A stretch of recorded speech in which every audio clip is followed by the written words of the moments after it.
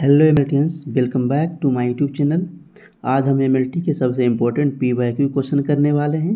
ये प्रश्न AIIMS, PGI, BTSC, एसिक और अनलैब टेक्नीशियन एग्जाम में पूछे जा चुके हैं। हर क्वेश्चन को कंसेप्ट के साथ समझेंगे ताकि आपका बेसिक भी मजबूत हो और एग्जाम में अच्छे अंक भी ला पाएँ। तो चलिए आज के इम्पोर्टेंट क्वेश्चन को शुरू करते हैं। तो आज का हमारा फर्स्ट क्वेश्चन है, which of the following fixative contain picric acid. Question पूछ रहा है कौन से फिक्सेटिव के कंपोजिशन में पिक्रिक एसिड प्रेजेंट होता है। तो option A Zenker's fluid, option B formal calcium, option C Bouin's fluid, option D buffer formalin. तो इसका जो राइट आंसर है उसका राइट आंसर क्या है, बॉयंस फ्लूइड। ठीक है, देखिए तो सबसे पहले जान लेते हैं कि Bouin's fluid contain picric acid. Bouin's fluid क्या कंटेन करता है, पिक्रिक एसिड, जो कि एक this is an excellent fixative for glycogen या ग्लाइकोजन प्रिजर्वेशन कर लिखिए एक एक्सीलेंट फिक्सेटिव है, ठीक है, जो कि वेरी इंपॉर्टेंट पॉइंट है किसके लिए, ग्लाइकोजन के लिए एक इंपॉर्टेंट एक्सीलेंट फिक्सेटिव है। It react with protein and forms protein picrate. The tissue penetration rate of picric acid is high ना, इसकी जो टिश्यू की पेनिट्रेशन होती है बहुत ही अच्छी होती है। And it fixes a small tissue biopsy within 3 to 4 hour. Small biopsy को, जो स्मॉल बायोप्सी टिश्यू होते हैं उसको 3 से 4 घंटे में अच्छी तरह ये फिक्स कर देता है। और एग्जाम के लिए इसमें जो इम्पोर्टेंट पॉइंट है वो याद रखने वाले हैं, जो बॉयंस फ्लूइड होता है Bouin's fixative is not suitable for DNA quantitative study as it damages the cell membrane and causes hydrolysis of nucleic acid। ना बॉयंस फ्लूइड डीएनए स्टडी के लिए यूज नहीं करते हैं क्योंकि जो पिक्रिक एसिड होता है वह सेल मेम्ब्रेन को डैमेज कर सकता है और जो न्यूक्लिक एसिड जो डीएनए होता है उसको हाइड्रोलाइसिस भी कर सकता है, ठीक है, जो कि बहुत ही इंपॉर्टेंट पॉइंट है। ठीक है, अब इसके कंपोजिशन की बात करें तो कंपोजिशन में इसका जो बॉयंस फ्लूइड बनता है उसमें पिक्रिक एसिड सॉल्यूशन 1% होता है और फॉर्मल्डिहाइड सॉल्यूशन 40% एंड 40% यूज करते हैं और glacial acetic acid 1 ml use करते हैं। ठीक है, तो ये हमारा कंपोजिशन हो जाएगा। तो इसका राइट आंसर है बॉयंस फ्लूइड। ठीक है, अदर ऑप्शन की बात करें तो इसमें जेंकर्स फ्लूइड है। तो जेंकर्स फ्लूइड की भी कंपोजिशन की बात कर लेते हैं। जेंकर्स फ्लूइड के कंपोजिशन में क्या क्या होता है जो कि एग्जाम में पूछा जाता है, इसका मर्क्यूरिक क्लोराइड और पोटेशियम डाइक्रोमेट और एसेटिक एसिड। क्या, मर्क्यूरिक क्लोराइड, पोटेशियम डाइक्रोमेट और एसेटिक एसिड, ये 3 कंपोजिशन होते हैं। ठीक है, और नेक्स्ट है फॉर्मल कैल्शियम। ठीक है, फॉर्मल कैल्शियम में फॉर्मलिन एंड कैल्शियम क्लोराइड होता है। ठीक है, क्या क्या होता है फॉर्मल कैल्शियम में, फॉर्मलिन एंड कैल्शियम क्लोराइड। ठीक है, नेक्स्ट क्वेश्चन बफर फॉर्मलिन। तो बफर फॉर्मलिन में होता है एक फॉर्मलिन एंड फॉस्फेट बफर होता है इसमें। ठीक है, तो इस क्वेश्चन का राइट आंसर कौन सा हो गया, बॉयंस फ्लूइड, जिसमें कि उसका picric acid, formaldehyde and glacial acetic होता है। ठीक है, अब नेक्स्ट क्वेश्चन की ओर चलते हैं। ये देखिए आपका बॉयंस फ्लूइड यहाँ पे है ना, जो histopathology fixative Bouin's picro formal fixing solution ऐसा होता है। ठीक है,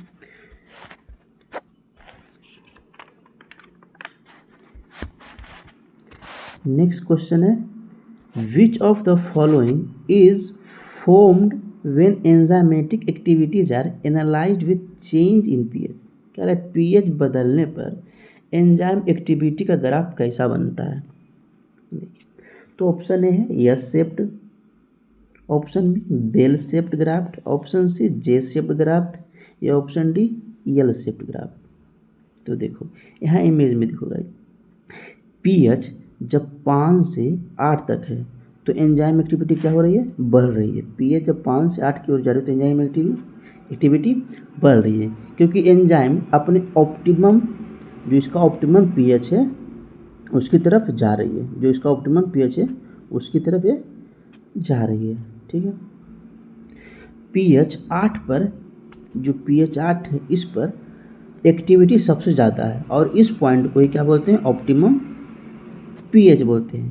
ठीक है, और फिर pH 8 के बाद एक्टिविटी फिर कम होने लगती है। इधर क्या होने लगती है, फिर कम होने लगती है, क्योंकि एसिडिक या बहुत अल्कलाइन होने पर एंजाइम की जो स्ट्रक्चर होती है वह चेंज हो जाता है, यानी डीनेचर होने लगती है। इसलिए वो एक्टिविटी क्या होती है, धीरे धीरे घटने लगती है। तो क्या हुआ, पहले देखिए, पहले एक्टिविटी क्या हुआ, बढ़ रही है, पहले एक्टिविटी बढ़ रही है, बीच में क्या हुआ, मैक्सिमम हो गई, अब फिर कम हो जाती है। तो यह पूरा शेप कैसा दिखता है, पूरा शेप जो हमारा होता है एक बेल की तरह दिखता है, बेल शेप, घंटी की तरह दिखता है। ठीक है, तो इसका राइट आंसर कौन सा हो जाएगा, बेल शेप्ड ग्राफ। ठीक, very easy question. Next question की ओर जाते हैं। नेक्स्ट क्वेश्चन है, which of the following disease में develop when a person ingest the egg of Taenia solium. रहा है, कोई पर्सन टीनिया सोलियम जो कि एक पोर्क टेबवर्म है, उसको एक को खा ले, किसको, एक को बात किया है, एक को खा ले तो कौन सी डिजीज डेवलप होगी। ऑप्शन है हाइड्रेटेड disease, option D trichinosis, option C aspergillosis, option D cysticercosis. तो देखिए, सबसे पहले टीनिया सोलियम को समझते हैं। सबसे पहले टीनिया सोलियम को समझते हैं। टीनिया सोलियम जो कि क्या है, पोर्क टेबवर्म है। टीनिया सोलियम क्या है, पोर्क टेबवर्म है। ठीक है, इसका हैबिटेट कौन होता है, एडल्ट वर्म होता है। इसका जो हैबिटेट होता है कौन सा, एडल्ट वर्म होता है, जो कि ह्यूमन के स्मॉल इंटेस्टाइन, कहाँ, स्मॉल इंटेस्टाइन जेजुनम में रहता है।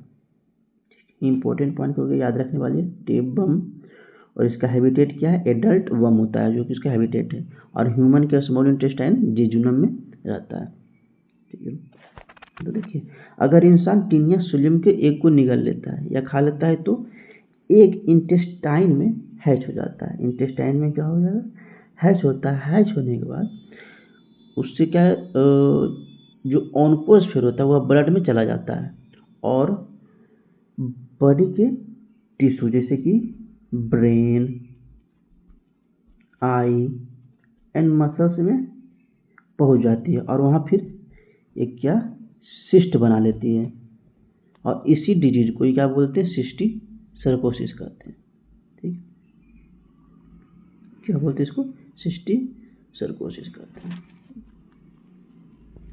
इसमें इंपॉर्टेंट पॉइंट देखने वाली गई थे, देखिए, it is a flat ribbon tapeworm that cause intestinal taeniasis. Important point ये भी है। ठीक है, जो टेबवर्म है ना, अगर पोर्क टेबवर्म आप इंजेस्ट कर लेते हैं तो क्या काउज होगा, टीनियासिस। लेकिन अगर एग ऑफ टीनिया सोलियम के एग खा लेते हैं तो क्या काउज करता है आपका, सिस्टिसर्कोसिस। ऑप्शन नंबर डी याद रखने वाली है। तो ऑप्शन नंबर डी आपका सही है। ठीक, याद रखिए, जब पोर्क आप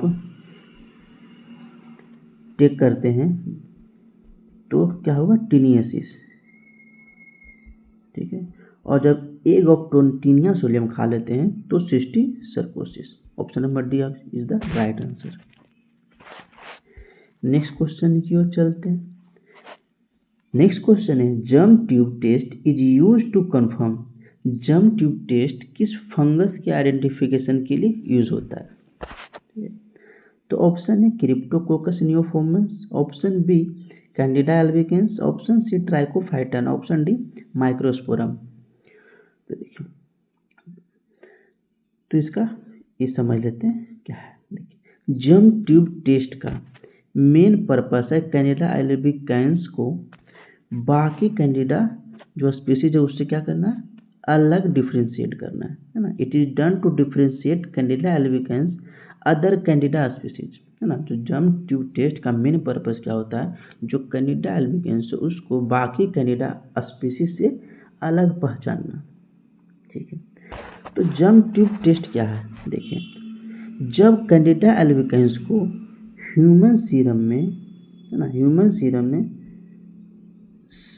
31 डिग्री सेल्सियस पर लगभग 2 आवर्स के लिए इंक्यूबेट करते हैं तो ईस्ट सेल एक लंबी ट्यूब निकालती है ना।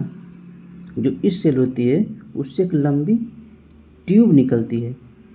इसी ट्यूब को क्या बोलते हैं? Germ tube. इसी ट्यूब को क्या बोलते हैं? जर्म ट्यूब बोलते हैं।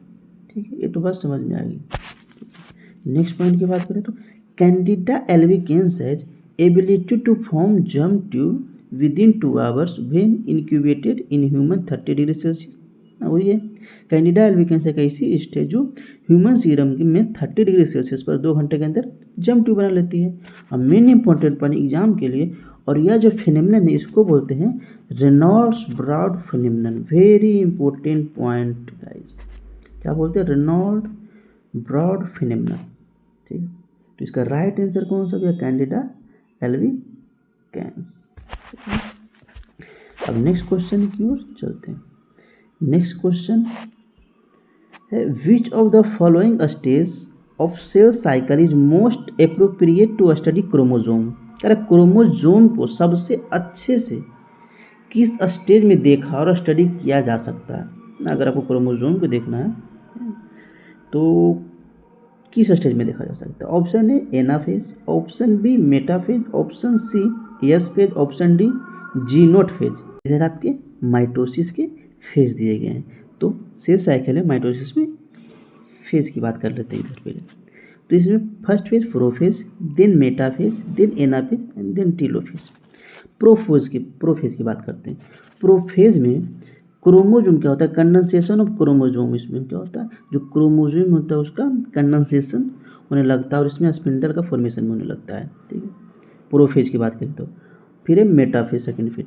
तो मेटाफेज में क्या होता है?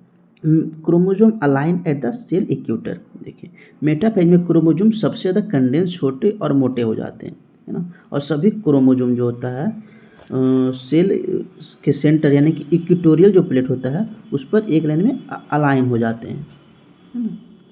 और इसी वजह से जो क्रोमोजोम होता है सबसे क्लियरली इसी स्टेज में दिखते हैं। ठीक है, और थर्ड फिर एनाफेज। एनाफेज में जो सिस्टर क्रोमेटिड्स होते हैं, देखिए उसमें जो सिस्टर क्रोमेटिड्स होते हैं वो अपोजिट पोल की तरफ चले जाते हैं। एनाफेज में सिस्टर क्रोमेटिड्स क्या होते हैं? अपोजिट पोल पर चले जाते हैं और फिर क्रोमोजोम जिससे कि काउंट करना मुश्किल हो जाता है। ठीक है, तो ये भी रॉन्ग आंसर। टीलोफेज में क्या होता है? जो न्यूक्लियर मेम्ब्रेन होते हैं दोबारा बन जाती है। टीलोफेज में फिर न्यूक्लियर मेम्ब्रेन दोबारा बनने लगती है और जिससे क्रोमोजोम डिकंडेंस होने लगता है ना। टीलोफेज में न्यूक्लियर इनवेलप रिफॉर्म्स होने लगती है और साइटोकाइनेसिस अक्सर इसी फेज में होती है ना, जिससे हमारा 2 डॉटर सेल बनती है। देखिएगा, तो इसका राइट आंसर है मेटाफेज। इसका राइट आंसर क्या है? मेटाफेज। इसके कुछ और इम्पोर्टेंट फीचर के बारे में देख लेते हैं। ठीक, देखिए इधर बात कर लेते हैं जो कि इम्पोर्टेंट एग्जाम के लिए बहुत ही इम्पोर्टेंट होने वाले इस स्लाइड में आपके लिए। देखिए, इंटरफेज जो कि लॉन्गेस्ट फेज होता है ऑफ द सेल साइकिल, जो कि 90% समय इसी में लगता है। लॉन्गेस्ट फेज होता है सेल साइकिल का ना, जिसमें कि आपका डीएनए एंड सेल ऑर्गेनेल्स का डुप्लीकेशन होता है। तो इंटरफेज के कुछ सब स्पेस होते हैं। इंटरफेज में सब स्पेस G1 फेज होता है और G1 phase, S phase and G2 phase होता है ना। जो जीनोट होता है उसमें तो रेस्टिंग फेज होता है। तो G1 फेज जो होता है उसमें सेल ग्रो करते हैं, तो इसमें प्रोटीन्स एंड एंजाइम का सिंथेसाइज होता है। और यस फेज की बात करें तो यस फेज में वेरी इंपॉर्टेंट पॉइंट, डीएनए का रेप्लिकेशन इसी में होता है और क्रोमोजोम डुप्लीकेशन भी इसी स्टेज में होता है यस फेज में। और G2 फेज में final preparation for division and energy storage इसी में होता है। ठीक है, उसके बाद आते हैं प्रोफेज। प्रोफेज में जो प्रोफेज की बात हमने कर ली कि इसमें chromatin condense into visual chromosome, है ना। इसमें कंडेंस होना स्टार्ट करते हैं और इसमें each chromosome appears as 2 sister chromatids joined at centromere. Centriole moves to opposite poles in cells. और इसी में स्पिंडल फाइबर्स बनना शुरू होते हैं। मेटाफेज की बात करें तो chromosome align at the equatorial plate. Metaphase में क्रोमोजोम इक्वेटोरियल प्लेट पर अलाइन होते हैं। तो इसी में जो होता है क्रोमोजोम क्लियरली देख सकते हो। तो best stage for karyotype studies. Karyotype study means chromosome की स्टडी। फिर एनाफेज में क्या होता है, सेंट्रोमियर डिवाइड होना स्टार्ट होते हैं, सिस्टर क्रोमेटिड सेपरेट होते हैं और अपोजिट पोल की तरफ चल जाते हैं, जिससे क्रोमोसोम काउंट करना मुश्किल होता है। फिर chromatids now consider as independent daughter chromosome. Telophase में क्रोमोसोम डीकंडेंस इनटू क्रोमेटिन, फिर क्रोमोसोम डीकंडेंस होकर क्रोमेटिन में वापस कन्वर्ट हो जाते हैं, ठीक है। और फिर इसमें न्यूक्लियोलस एपियर्स होने लगते हैं टीलोफेज में और स्पिंडल फाइबर्स डिसअपियर हो जाते हैं। फिर आता है साइटोकाइनेसिस, जिसमें कि डिवीजन ऑफ साइटोप्लाज्म, जिससे कि 2 डॉटर सेल्स का निर्माण होता है, ठीक है। तो ये सारे इंपॉर्टेंट पॉइंट है जो कि आपको एग्जाम में बहुत आते हैं, G1 फेज, S फेज और G2 फेज। इसके कुछ ऑप्शन, अदर ऑप्शन की बात कर लेते हैं। तो जो एस फेज, एनाफेज तो हमें देख रहे हैं कि एनाफेज में क्या होता है, जो क्रोमेटिड्स होते हैं सेपरेट हो रहे होते हैं इसमें, ठीक। और यस फेज में क्या होता है, डीएनए, यस फेज में डीएनए का रेप्लिकेशन होता है, इसमें डीएनए का रेप्लिकेशन होता है। और जीनोट फेज जो कि रेस्टिंग स्टेज होता है, क्या होता है, इसको रेस्टिंग स्टेज बोलते हैं। इंपॉर्टेंट पॉइंट ऐसे भी नोट्स कीजिए आप इसे, जिसमें कि सेल डिवाइड नहीं कर रहा होता है, ठीक है। अब नेक्स्ट क्वेश्चन की बात करते हैं। नेक्स्ट क्वेश्चन है, Guthrie test is used for, ठीक है। गुथरी टेस्ट किसके लिए यूज करते हैं? ऑप्शन है estimation of ketone bodies in urine, option B bile salt estimation, option C phenylketonuria, option D alkaptonuria. देखिए, तो इसका राइट आंसर है फिनाइलकेटोनुरिया। किसके लिए? फिनाइलकेटोनुरिया, ऑप्शन सी इसका राइट आंसर। देखिए, इसको समझ लेते हैं गुथरी टेस्ट के बारे में। पहले स्टेप, जो फर्स्ट स्टेप है इसमें गुथरी टेस्ट का, जो कि बैक्टीरियल इनहिबिशन एसे, जो कि इंपॉर्टेंट पॉइंट है, पूछ जाता है कि बैक्टीरियल इनहिबिशन एसे फिनाइलकेटोनुरिया करते हैं, उस टेस्ट का नाम क्या है? तो गुथरी टेस्ट है, ठीक। तो स्टेप 1 के बारे में पहले बात करते हैं, जो कि ब्लड कलेक्शन है। इसमें न्यू बोर्न बेबी के जो हील है ना, एड़ी से ब्लड लिया जाता है और इसे हील प्रिक टेस्ट कहते हैं, है ना। ब्लड को स्पेशल फिल्टर पेपर, जो कि जिसे गुथरी कार्ड बोलते हैं, उस पर कलेक्शन लिया जाता है। सेकेंड स्टेप में आता है सैंपल प्रिपरेशन। सैंपल प्रिपरेशन में फिल्टर पेपर से ब्लड का जो छोटा डिश होता है उससे पंच करके निकाला जाता है और यही डिश टेस्ट के लिए यूज होता है। फिर थर्ड स्टेप आता है प्लेट सेटअप, जिसमें कि अगार प्लेट में, देखिए इंपॉर्टेंट पॉइंट है यहाँ पे देखने वाली बात है, प्लेट सेटअप में prepared agar plate with Bacillus subtilis and beta two thienylalanine, जो कि इनहिबिटर है, वेरी इंपॉर्टेंट पॉइंट है ना। अगार प्लेट में, जिसमें कि प्लेट सेटअप होता है, अगार प्लेट में क्या क्या, bacillus subtilis and beta two thienylalanine, जो कि एक इनहिबिटर है ना, प्रेजेंट होता है। तो बीटा जो थाइनेलाइन है, बीटा थाइनेलाइन एलेनिन जो है, वह बैक्टीरिया की ग्रोथ के क्या करता है, रोकता है, इनहिबिट करता है, ठीक है, यही है। अब देखिए, फिर आता है हमारा fourth last step, result and interpretation. अगर बेबी के ब्लड में फिनाइल एलानिन ज़्यादा है, अगर बेबी के ब्लड में फिनाइल एलानिन अगर ज़्यादा है, तो जो इनहिबिटर है ना, उसके इफेक्ट क्या करता है, कम कर देता है, जिससे कि बैसिलस सबटाइलिस फिर ग्रो करने लगता है ना। बैसिलस सबटाइलिस फिर ग्रो करने लगता है, जो कि जोन ऑफ ग्रोथ दिखा रहा है, और यही पॉजिटिव रिजल्ट होता है। यही क्या होता है, पॉजिटिव रिजल्ट होता है।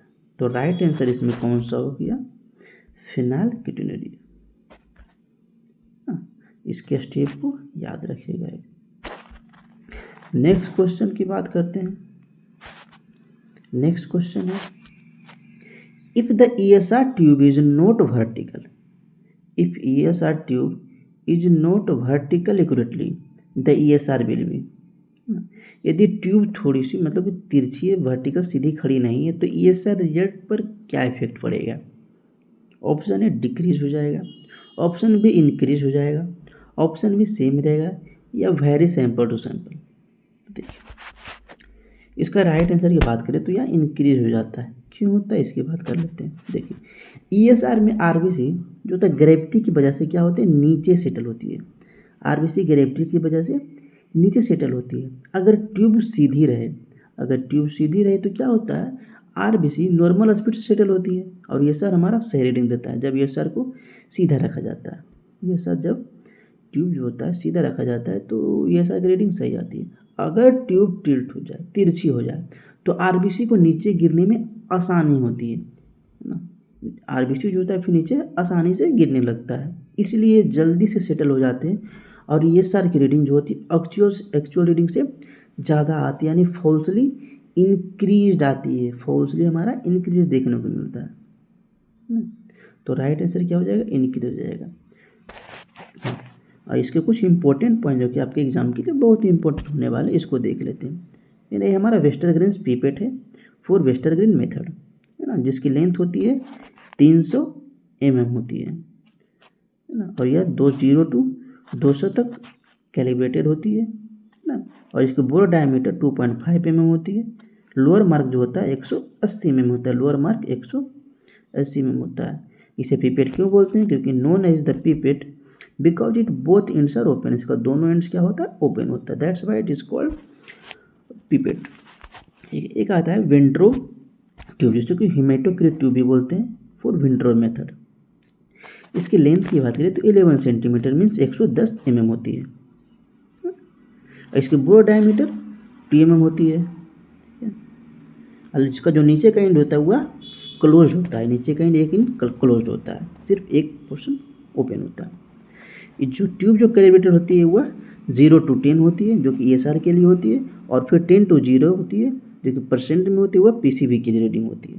ठीक, अब नेक्स्ट क्वेश्चन की बात करते हैं हम लोग। नेक्स्ट क्वेश्चन देखेंगे। नेक्स्ट क्वेश्चन है इसी टॉपिक से, dash is the longest phase of ESR. ESR के 3 फेज में जो 3 फेज होते हैं उसमें सबसे लंबा फेज कौन सा है। ऑप्शन है phase of rouleaux formation, option B phase of settling है, ठीक है, सेटिंग नहीं सेटलिंग है, यहाँ मिसप्रिंट है। Option C phase of packing, option D all of the following events occur in the same time. तो देखिए इसके स्टेज की पहले बात कर लेते हैं हम लोग। देखिए इसकी स्टेज की बात कर लेते हैं, जो कि the 3 stage of an ESR test के 3 स्टेज। तो स्टेज 1 जो होता है जिसे कि लैग फेज या एग्रीगेशन स्टेज कहते हैं, जो कि 10 मिनट्स का होता है, जिसमें कि रोलेक्स फॉर्मेशन स्टेज या फिर लैग फेज कहते हैं, जो कि 10 मिनट्स का होता है। इसमें आरबीसी एक दूसरे पर क्या होते हैं, कॉइन्स की तरह चिपकने लगते हैं और इसी फॉर्मेशन को रोलेक्स फॉर्मेशन कहते हैं। और इस समय जो सेडिमेंटेशन होता है स्लो होता है। सेडिमेंटेशन क्या होता है, धीरे धीरे बहुत ही स्लो चलता है, धीरे धीरे सेटल होता है, कॉइन्स की तरह चिपकने लगते हैं दूसरे पे। फिर सेकंड स्टेज आता है स्टेज 2 सेडिमेंटेशन फेज या डिकेंटेशन फेज, जिसे कि सेटलिंग फेज कहते हैं। इसे क्या कहते हैं, सेटलिंग फेज कहते हैं, जो कि 40 मिनट्स का होता है ना। रोलेक्स जो बने हुए आरबीसी है जो कि तेजी से सेटल करते हैं इसमें, है ना। रोलेक्स जो बने हुए आरबीसी होते हैं इसमें तेजी से रैपिड सेटलिंग होते हैं। और ईएसआर की जो एक्चुअल रीडिंग होती है इसी फेज पर डिपेंड करती है ना। इस 40 मिनट के दौरान सेल्स के गिरने की रफ्तार जो होती है सबसे ज़्यादा होती है ना। 40 में लॉन्गेस्ट फेज है, लेकिन इसमें जो सेल्स के गिरने की रफ्तार है वह फास्ट होती है। तो लॉन्गेस्ट फेज कौन सा है, सेकेंड सेटलिंग फेज, ठीक है। फिर स्टेज 3 आता है पैकिंग फेज। पैकिंग फेज भी इसमें सेल जो होता है इसमें सेल ट्यूब के बिल्कुल बॉटम में जमा हो जाते हैं।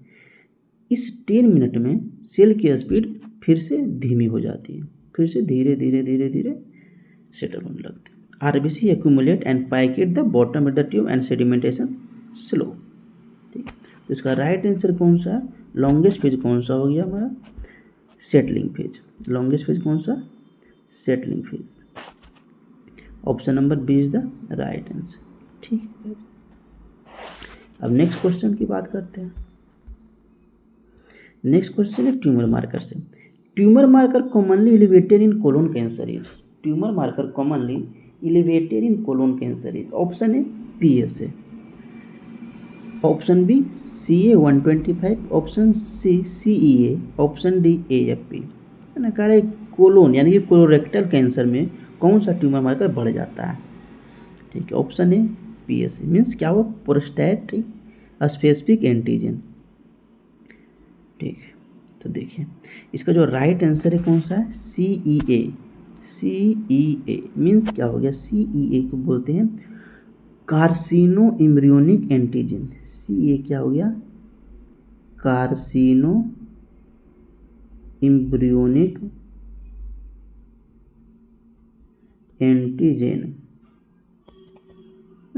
जो कि ये ग्लाइकोप्रोटीन ट्यूमर मार्कर है। क्या है, ग्लाइकोप्रोटीन ट्यूमर मार्कर है CEA।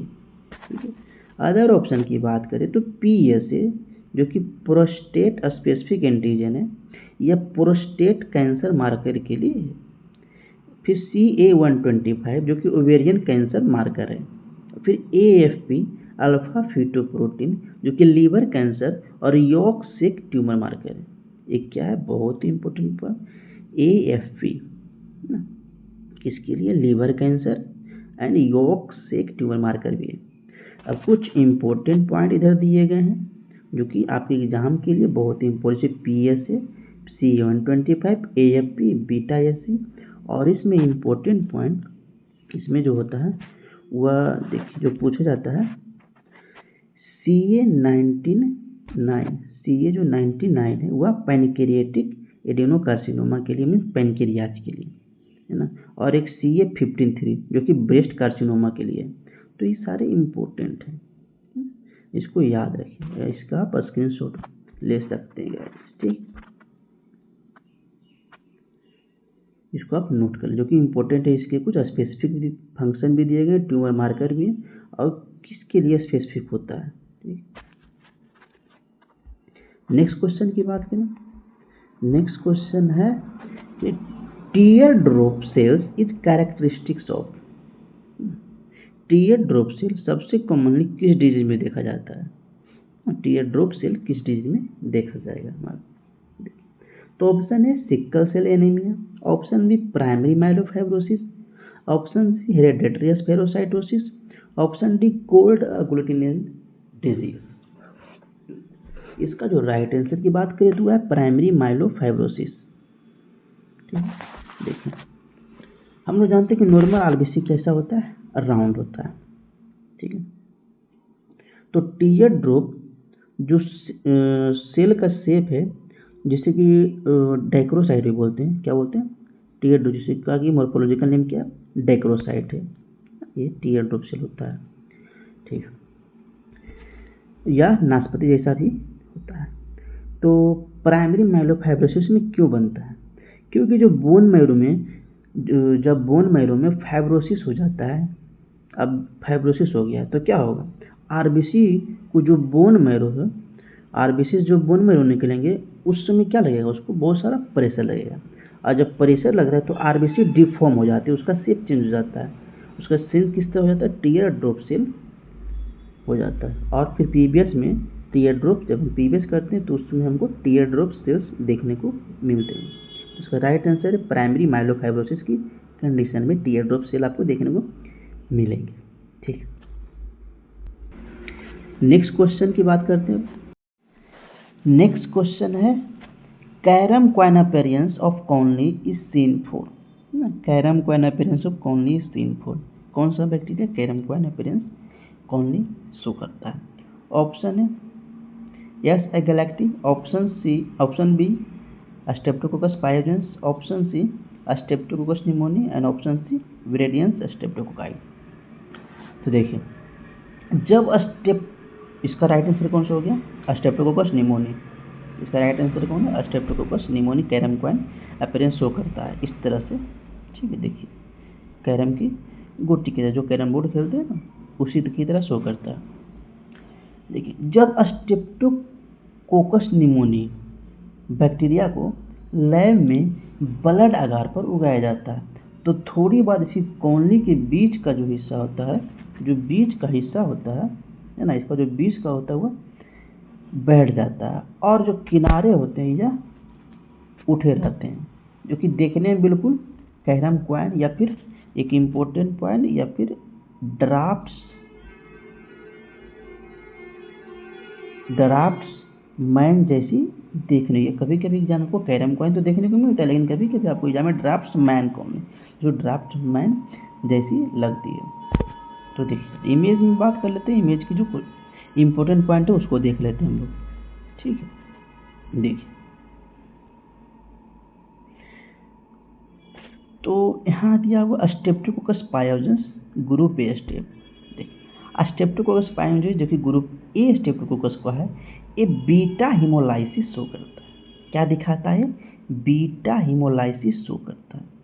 यानी ब्लड अगर प्लेट पर रेड ब्लड सेल्स को पूरी तरह तोड़कर क्लियर जोन बना देता है, मतलब फुल हिमोलाइसिस हो जाता है, ठीक है।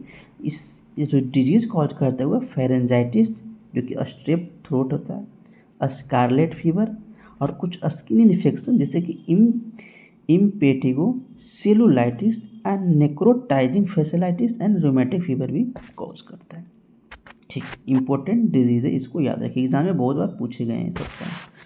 फिर आता है स्ट्रेप्टोकोकस एगेलेक्टी जो कि ग्रुप बी स्ट्रेप्टोकोकस का है ना। ये भी बीटा हिमोलाइसिस शो करता है।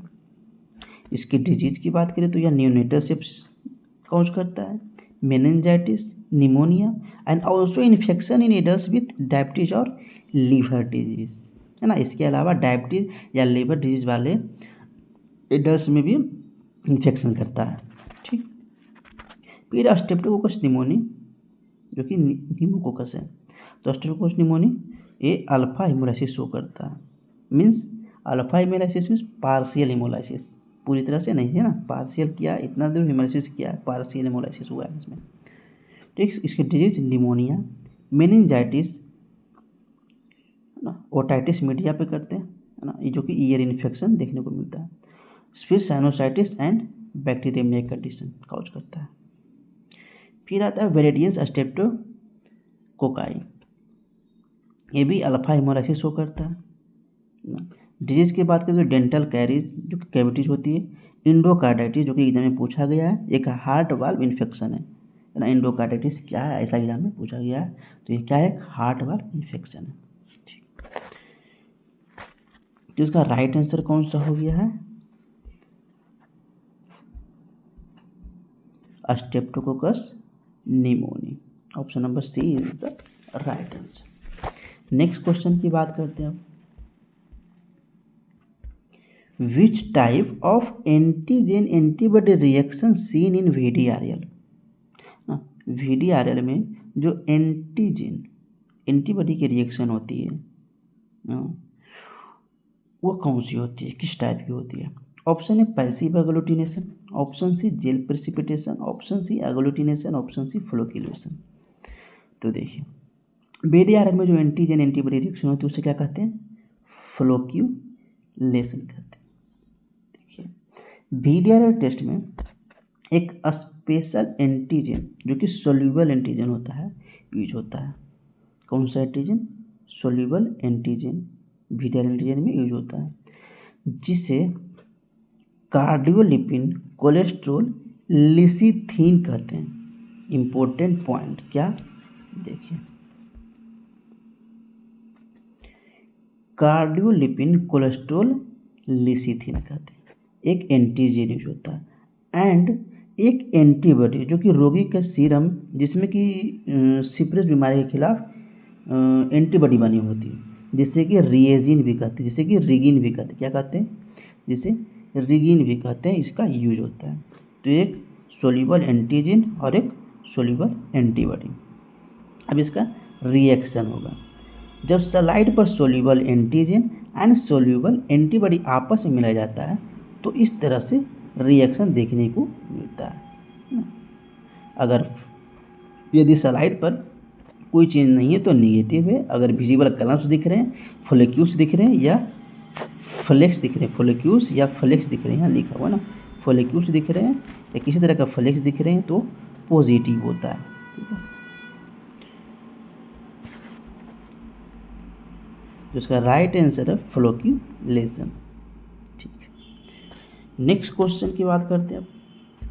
Shanghai fever is caused by which of the following? Shanghai fever कौन कॉज करता है? Option A brucella abortus, option B pseudomonas aeruginosa, option C bacillus anthracis, option D mycobacterium tuberculosis.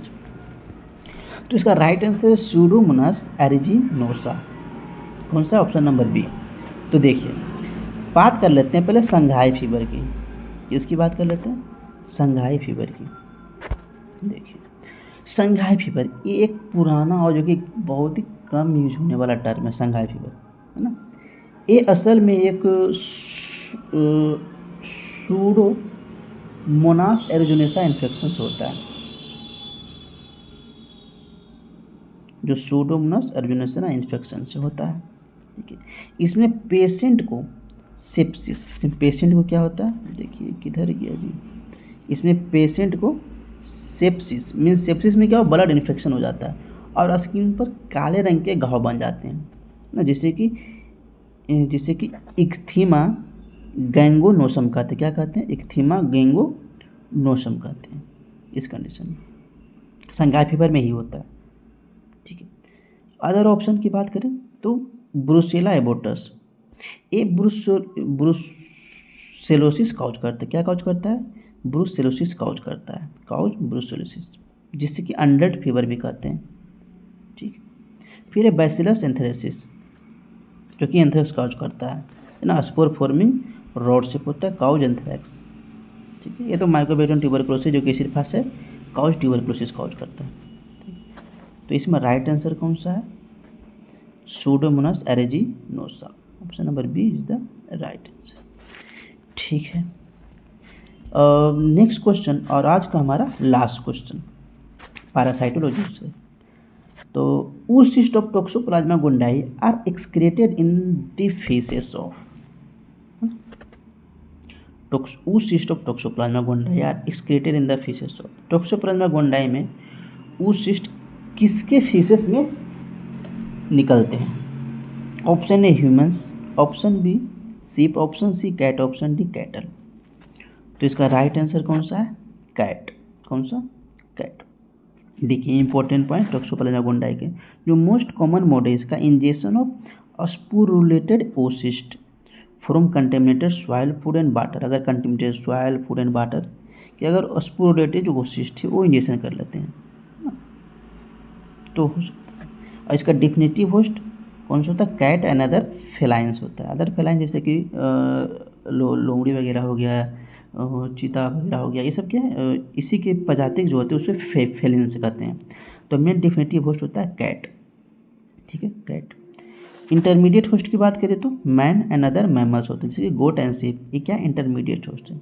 तो human, सीप, cattle ये सब क्या हो गया? इंटरमीडिएट होस्ट हो गया, है ना। ठीक है, डिफिनेटिव ऑफ कैट है। इसका oocyst of Toxoplasma gondii किसके फीसेस में, किसके फीसेस में, स्टूल में देखने को मिलता है? तो डिफिनेटिव होस्ट में कैट में देखने को मिलता है। तो इस लेक्चर में इतना है गाइस, मिलते हैं अपने नेक्स्ट अमेजिंग लेक्चर में। Thank you, thanks for watching.